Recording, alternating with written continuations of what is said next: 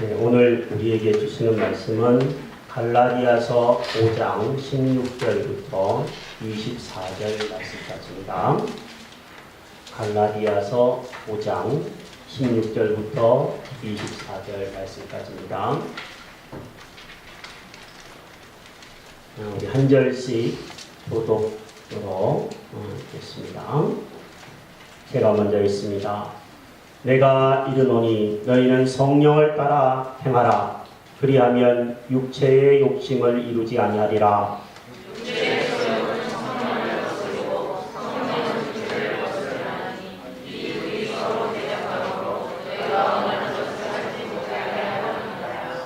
너희가 만일 성령의 인도하시는 바가 되면 율법 아래에 있지 아니하리라.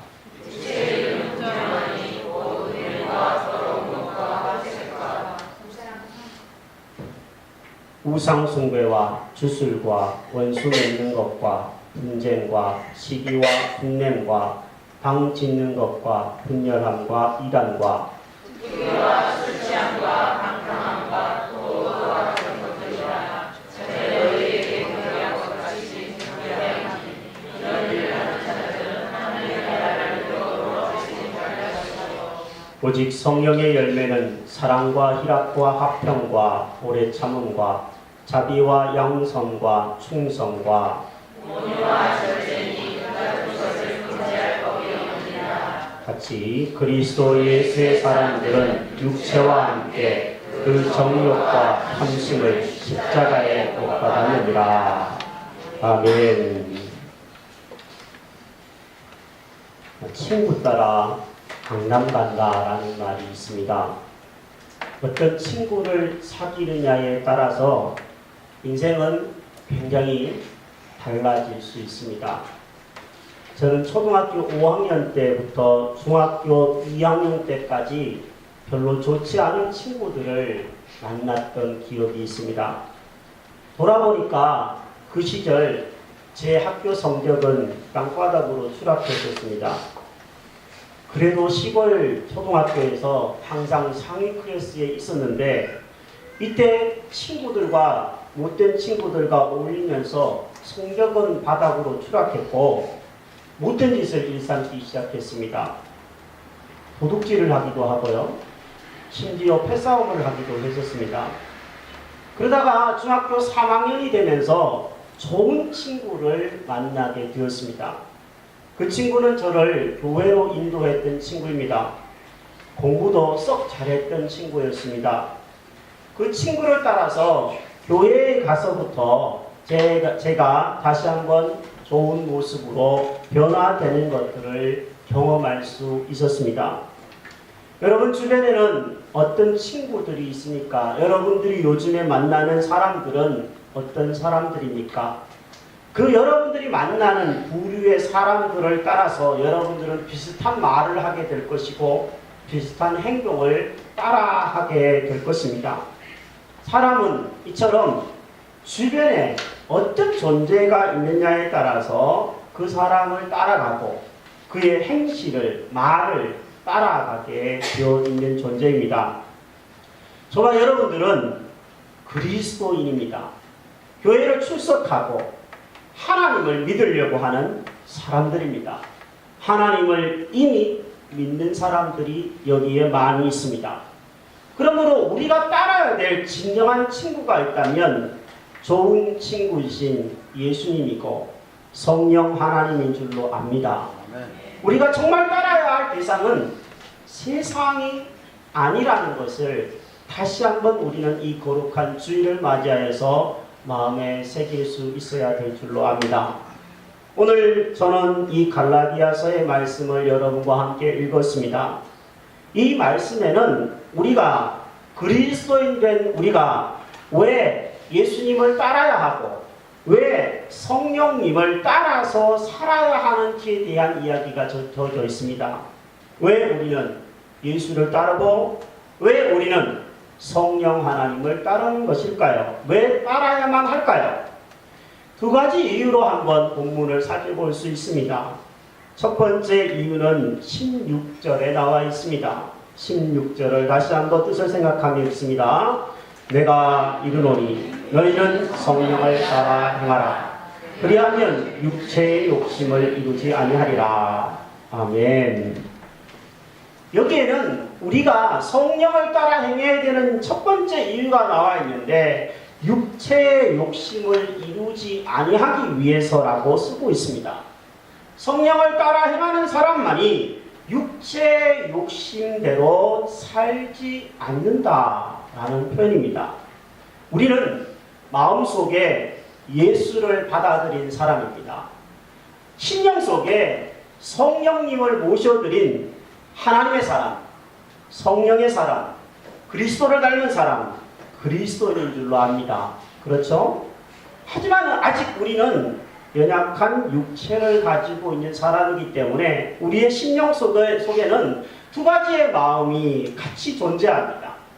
하나님을 따라서 살고 싶은 마음들도 있습니다. 하나님을 따라서 사랑하며 살고 또 시기하지 않고 질투하지 않고 서로 존중하며 살기를 바라는 마음이 우리 속에 있습니다. 하지만 한편으로는 육신의 욕심대로 살고자 하는 마음들도 여전히 남아 있습니다. 그래서 마음대로 그냥 행동하고 말하고 싶을 때도 간혹 있습니다. 그래서 믿음의 선배들은 우리의 심령을 일컬어서 영적인 전쟁터와 같다고 표현을 합니다. 우리 속에는 이 두 마음이 같이 서로 다투면서 서로 줄다리기를 하면서 존재하고 있습니다. 우리는 연약한 육체를 아직도 입고 있기 때문에 완벽하게 성령의 사람이 되어 있지는 못합니다. 여기 계신 분들 중에 신앙생활을 오래 했고 집사요, 권사요, 장로요, 심지어 저같이 목사가 되었다고 할지라도 우리 스스로의 힘으로는 육체의 욕심을 다 이기는 것은 불가능하다는 것들을 우리는 먼저 인정할 수밖에 없습니다. 우리가 이 자신의 연약함을 먼저 철저히 인정할 때만 성령님을 의지하게 되고 성령님을 따라서 행동하는 사람이 될 것입니다. 우리가 가난강에 이쯤 되면 이제 괜찮을 것 같아 라고 생각하는 순간 넘어질 수 있는 연약한 존재임을 먼저 알게 되기를 바랍니다. 위대한 사도 바울이 성경에 여러 번 등장합니다. 사도 바울은 정말로 성령을 쫓아서 살았던 사람이었습니다. 하지만 사도 바울도 자신의 육체에서 돋아나는 그 정욕과 육신의 욕심 때문에 자주 넘어지기도 했던 연약한 인간에 불과했습니다. 바울은 로마서에서 이렇게 기록해주고 있습니다. 그러므로 내가 한 법을 깨달았노니 곧 선을 행하기 원하는 나에게 악이 함께 있는 것이로다. 내 속사람으로는 하나님의 법을 즐거워하되 내 지체 속에 한 다른 법이 내 마음의 법과 싸워 내 지체 속에 있는 죄의 법으로 나를 사로잡는 것을 보는도다. 오호라 나는 곤고한 사람이로다. 이 사망의 몸에서 누가 나를 건져내랴. 사도 바울은 탄식하고 있습니다. 이런 몸뚱아리에서 뭐 그렇게 더러운 것들이 자주 일어나는지 참 한심하기 그지없구나. 자신을 바라보면서 그렇게 탄식했습니다. 마음과 심령으로는 하나님의 법을 따르고 싶어 하는데 육체가 약하다라는 겁니다. 그래서 사도 바울은 그 육체의 연약함을 두고 탄식하고 있습니다. 하지만 바울이 위대한 것은요, 탄식에서 그치고 주저앉지 않았다라는 겁니다. 사도 바울이 위대했던 것은 그렇게 탄식하면서도 육체의 연약함을 고백하면서도 곧바로 하나님을 바라봤다라는 겁니다. 본문이 이어져서 사도 바울은 이렇게 이야기합니다. 우리 주 예수 그리스도로 말미암아 하나님께 감사하리로다. 사도 바울이 조금 전에 바로 한 절 앞에서 나는 공고한 사람입니다. 내 육체는 이렇게 약합니다. 나도 자주 넘어집니다. 라고 말했지만 곧바로 예수 그리스도를 바라보면서 하나님께 감사합니다. 이렇게 고백하고 있습니다. 왜 그런 하나님을 향하여 예수님을 바라보며 감사를 곧바로 할 수 있었을까요? 자기가 육체가 연약해서 쓰러지고 넘어지고 사단의 종로를 갈 때가 가끔씩 있지만 여전히 예수 그리스도를 바라보니까 그분은 나를 자신을 승리하게 하시는 분임을 깨달았기 때문에 그분을 바라보고 그는 다시 한번 용기를 얻고 있는 것을 봅니다. 감사한 것은요, 사도 바울만 그런 것이 아닙니다. 우리도 마찬가지입니다. 우리도 육체의 연약함을 인정할 수밖에 없습니다. 자주 놀고 싶고 일상으로 복귀했는데도 여전히 방학을 그리워하고 연휴를 그리워할 수도 있습니다. 학교에 이제 가야 되는데 아이들이 계속 늦잠을 자고 싶어 하기도 합니다. 육체의 연약함을 따라서 살려고 하는 경향들이 우리에게는 있습니다. 그게 본성입니다. 인간의 타락한 본성입니다. 하지만 우리가 조금만 성령을 따라서 행하려고 하면 우리 주 예수 그리스도께서 우리에게 승리를 주신다고 약속하고 계십니다. 오늘 본문에 이렇게 얘기하잖아요. 내가 이르노니 너희는 성령을 따라서 행해라. 제가 보기에는 이 성경 구절이 이렇게 들려요. 너희들아, 사랑하는 그리스도인들아, 너희들이 조금만 성령을 따라 행한다면 내가 육체의 욕심을 이루지 않게 해주겠다. 이렇게 우리에게 권면하는 음성으로 들립니다. 가을입니다. 파란 가을 하늘이 참 예쁜 것 같아요. 어저께 말씀을 준비하다가 혼자 있다가 보면 정신이 이렇게 몽해질 때가 있어요. 그럴 때면 요즘에 제가 집에서 걸어 다니거든요. 자주. 운동장을 한 번씩 가기도 합니다. 고양이 고등학교 운동장을 이렇게 한 바퀴 돌면서 가을 하늘을 보니까 정말 파랗고 참 기분이 아주 좋아지더라고요. 가을 하늘을 바라보니 가을 운동의 추억도 떠오르더라고요. 어린 시절에 동네 운동장에서 학교에서 운동회했던 기억이 나더라고요. 총군 이겨라, 백군 이겨라 많이 했던 것들 여러분 기억하실 겁니다. 줄다리기는 그 운동회의 백미였습니다. 줄다리기를 하면 가운데 이렇게 손수건 같은 것들을 이렇게 묶잖아요. 묶고 나서 상대편이 영차 하면서 당깁니다. 줄다리기 시간, 아주 짧은 시간 동안 힘을 써서 서로 잡아당기면 그 줄다리기의 마지막 시간이 되는 게 끝이 납니다. 줄다리기가 어떻게 해서 이기는 겁니까? 그 가운데에 손수건이 묶여져 있는 부분을 조금이라도 내적으로 끌어당기면 그 편이 이기는 겁니다. 단 1cm라도 상대편에게 조금이라도 더 가 있으면 그 편은 지는 겁니다. 어쩌면 신앙은 저는 줄다리기와 같은 거라고 생각합니다. 우리의 뒤에는 그리스도인 된 우리 편 뒤에는 성령 하나님이 계십니다. 상대편 뒤에는 세상이 있고 사탄이 있습니다. 쥐를 잡아당깁니다. 자꾸 잡아당기다가 보니까 때로는 우리가 힘에 붙여서 자꾸 끌려갈 때도 있습니다. 한판 질 수도 있습니다.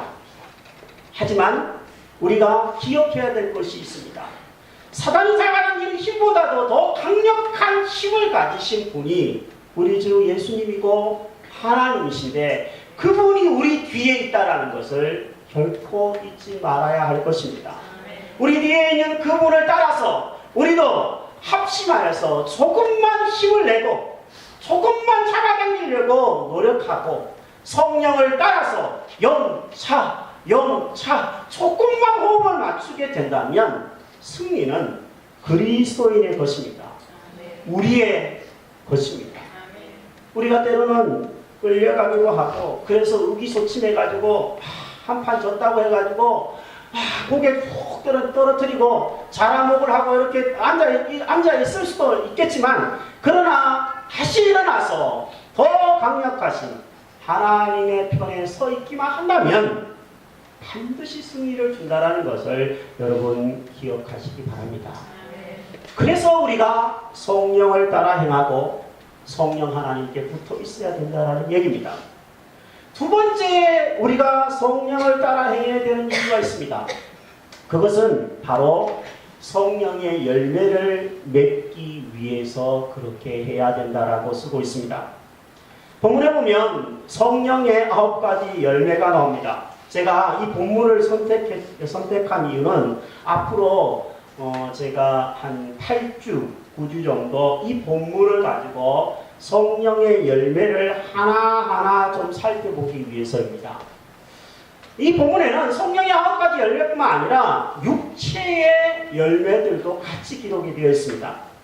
육체를 따라서, 본성에 따라서 그냥 그 타락한 본성대로 살아가는 사람들은 15가지의 악한 열매들을 맺는다고 쓰고 있습니다. 이 15가지가 눈으로 한번 간단히 보면요, 이렇습니다.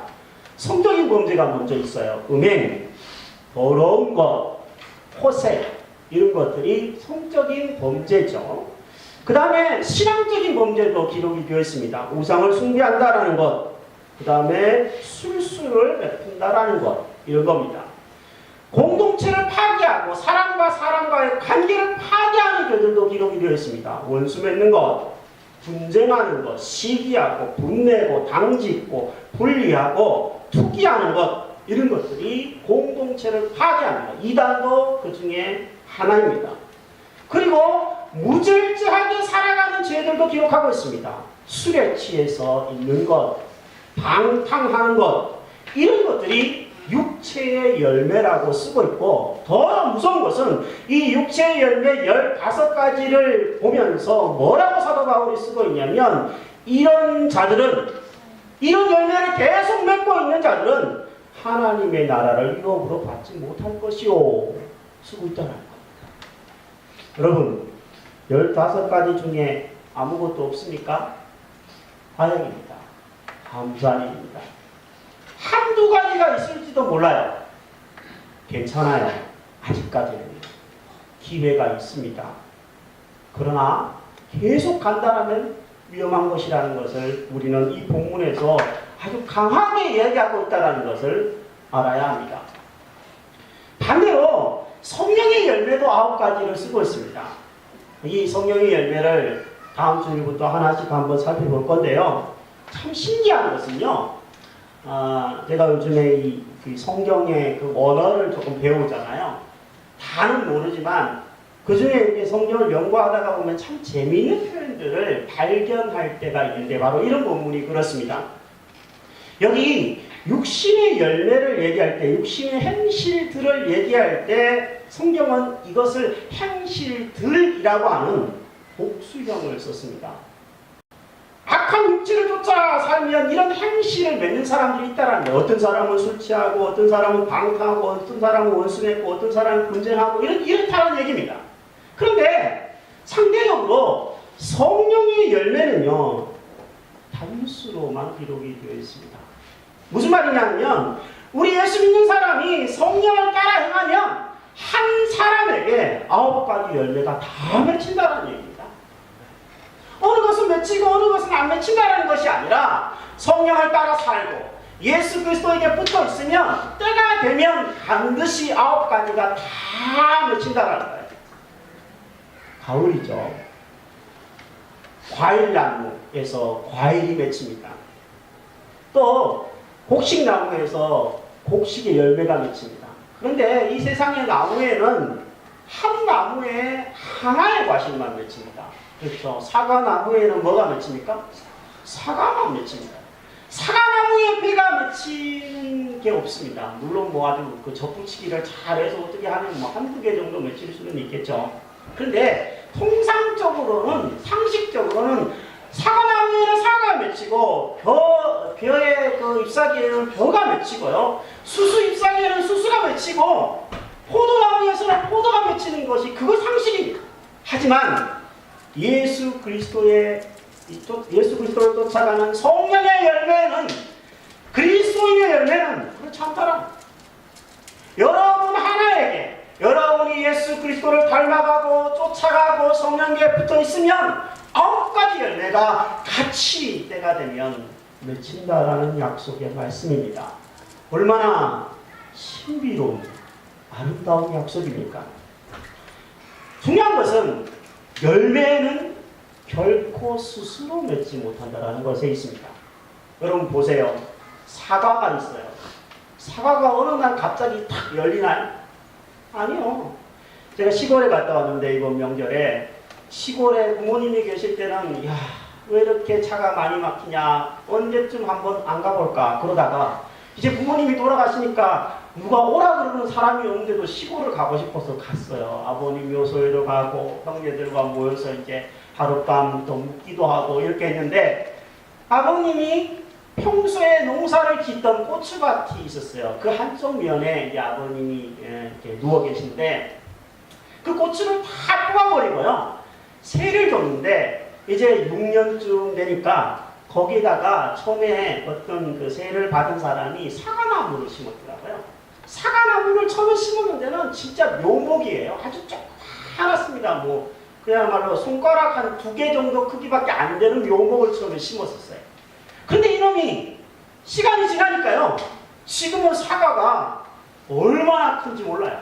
내년부터는 본격적으로 사과 농사 수확을 할 수 있을 정도라고 얘기를 하더라고요. 아주 탐스러워요. 너무너무 탐스러워서 하나 따고 싶어요. 네. 그래서 제가 주인의 허락을 허하지는 않았지만 그래도 명색이 다 주인이라고 한 개를, 네. 슬쩍 아니죠 이거. 네, 한 개를 이렇게 따가지고 왔어요. 어머니를 드리려고 딱 따가지고 왔는데 형제 중에 한 분이 그러더라고요. 이거 어머니 갖다 주면 괜히 드시지도 못하는 어머니 속만 상할 것 같아서 갖다 주지 말라 그러더라고요. 그래서 제가 맛있게 어저께 하나 깎아 먹어봤어. 얼마나 단지 몰라. 아주 사과 농사가 잘 되었어. 그러면서 속으로 이런 생각을 했어요. 우리 아버님이 참 살아계실 때 밭을 잘 구웠지. 동네에서 정말 부지런하게 똥 갖다 푸고 오줌 갖다 뿌리고 정말 화학비료 잘 안 쓰고 밭을 잘 가꾸었으니 이렇게 농사가 잘 되었지. 이런 생각들이 드는 거예요. 사과는요, 저절로 절대 맺지 않습니다. 사과나무에서 맺힙니다. 뿌리에서 영양분을 공급받아서 가지에서 열매가 맺히는 거예요. 꽃이 떨어져야지 열매가 맺힙니다. 마찬가지입니다. 여러분, 우리는 예수 그리스도라고 하는 가지에 붙어 있는 존재입니다. 우리는 예수 그리스도에게서 떨어져서는 안 될, 그래야지만 열매를 맺을 수 있는 존재라고 성경은 이렇게 쓰고 있습니다. 예수님의 말씀입니다. 내 안에 거하라. 나도 너희 안에 거하리라. 가지가 포도나무에 붙어있지 아니하면 스스로 열매를 맺을 수 없음같이 너희도 내 안에 있지 아니하면 그러하리라. 나는 포도나무요 너희는 가지라. 그가 내 안에 내가 그 안에 거하면 사람이 열매를 많이 맺나니 나를 떠나서는 너희가 아무것도 할 수 없음이라. 풀어보면 무슨 말입니까? 예수님의 말씀은 간단해요. 나에게 붙어 있으라. 나에게 떨어지면 아무것도 못 맺는다. 쉽게 말하면 나에게서 떨어지면 너희들이 15가지 이 본문이 기록하고 있는 육체의 열매만 맺을 것이고 결국에는 천국의 백성에서부터 뽑혀져 나갈 것이다. 이런 얘기입니다. 다만 나에게 붙어 있으면 성령의 9가지 열매를 주렁주렁 맺는 사람들이 될 것이다. 약속하고 있습니다. 가끔은 꺾여버린 과일나무 가지처럼 풀이 죽고 시들시들할 때도 있을지 모릅니다. 살다가 보면 그런 날들도 오죠. 하지만 다시 우리가 예수님께 접붙임을 당하고 다시 뿌리 대신 성령님과 연결이 되어지면 결국에는 우리에게 아름다운 열매가 맺히게 되는 줄로 믿습니다. 여러분, 우리의 육체는 참 타락한 본성을 가지고 있습니다. 자꾸 죄를 범하고 싶어 해요. 자꾸 게으르고 싶어 하고요. 자꾸 하나님과 멀어지고 싶어 하는 겁니다. 그게 노력하지 않아도 그렇게 돼요. 육체는 점점 그렇게 됩니다. 먹는 거 더 맛있는 거 먹고 싶어 해요. 우리 육체는요. 먹고 나서 눕고 싶어 해요. 나이가 들면 들수록 게을러지기 십상이에요. 쉬고 싶어 해요. 그래서 예배가, 기도가 점점 멀어질 수 있어요. 육체로 따라가면. 여름에 휴가 때 즐기고, 가을에 이제 좀 뭔가 해보려 그러니, 그 다음에 추석 연휴가 다가와서 또 한 번 놀고, 그 다음에 또 놀 수도 있어요. 찾아내면요. 계속 놀고 싶어 할 수도 있어요. 게을러질 수도 있고, 타락할 수도 있고, 그러다가 하나님께서부터 뚝 잘려서 나가는 세상의 육체의 욕심대로 살다가 끝나버릴 수도 있습니다. 우리는 이것을 보면서 깨달아야 합니다. 뭘 깨닫냐면, 이 육체는 타락한 본성을 가지고 있구나. 그대로 내버려두면 큰일 나는구나. 그걸 깨달아야 합니다. 계속 좋은 게 좋은 거라고 그냥 몸을 따라가면 망하는 겁니다. 제가 최근에 사도행전을 수요일날 우리 성도님들과 함께 공부를 하면서 사도행전을 읽고 있다가요, 초대교회 성도들이 두 가지에 힘썼다라는 표현을 새롭게 좀 발견하게 된 것 같아요. 원래 성경에 있었을 텐데, 있는데 제 눈에 쏙 들어왔어요. 성경 사도행전의 한 부분을 여러분에게 읽어드립니다. 그들이 사도의 가르침을 받아 서로 교제하고 떡을 떼며 오로지 기도하기를 힘쓰니라. 또 한 구절, 날마다 마음을 같이하여 성전에 모이기를 힘쓰고 집에서 떡을 떼며 기쁨과 순전한 마음으로 음식을 먹었다. 많은 초대교회의 여러 행적들을 설명을 해주는 구절인데, 그 중에 힘썼다라는 표현이 두 가지가 반복이 되어 있습니다. 기도에 힘썼대, 모이기에 힘썼대. 우리의 영혼은요, 힘쓰지 않으면 안 됩니다. 가만히 내버려 두는데 성령의 열매를 맺지 않는다는 거예요. 힘써서 모이기를 힘쓰고, 힘써서 기도하기를 힘쓸 때 거기에 열매가, 성령의 열매가 맺히는 줄로 압니다. 여러분, 우리가 이것을 오늘 꼭 기억했으면 좋겠어요. 육체는 타락했기에 자꾸만 게을러지고 자꾸만 엉터리 쪽으로 흘러가려고 하는데, 내버려두면 큰일 난다는 것을 알고 우리의 영혼을 다잡고, 내 영혼이 다시 한번 기도의 자리로 나가도, 다시 한번 예배의 자리로, 모이는 자리로 나아가도록 자꾸 독려할 수 있게 되기를 바랍니다. 다시 이 가을 기도하기 좋은 계절에 기도에 한 번 더 무릎을 꿇는 여러분 되시기 바랍니다. 한 번 더 예배를 드리고 하나님을 높여드리는 일에 힘쓸 수 있는 저와 여러분들이 될 때 육체를 거스르게 될 것입니다. 성령의 아름다운 열매를 맺게 될 줄로 믿습니다. 이런 은혜가 저와 여러분들에게 있기를 주의 이름으로 축복합니다. 이 시간 함께 한번 잠시 기도하겠습니다.